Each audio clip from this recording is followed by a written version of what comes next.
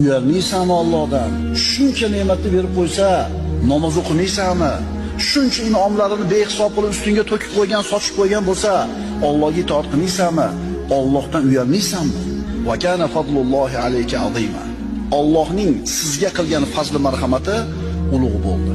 Qaytaramiz, inson har qancha urinmasin, Alloh bergan ne'matlardan birontasini Allohga qaytara olmaydi. Ha endi kimdir aytishi mumkin. Va Ibrohim allazi vaffa degan Qur'onda Alloh. Vafo qilgan Ibrohim deyapti Alloh. Vafo qilgan ekan u. Birodarlar, vafo qildi deganini biz Allohning bergan ne'matlarini shukrini ado qilib qo'ydi deb tushunmasligimiz kerak. Nima degani Ibrohim vafo qildi degani? Bu degani Alloh Ibrohim alayhisalomni sinadi, yelkasiga taklifotlarni zimmasiga yukladi. Bu ulug' payg'ambar zimmasidagi hamma narsani ado qildi.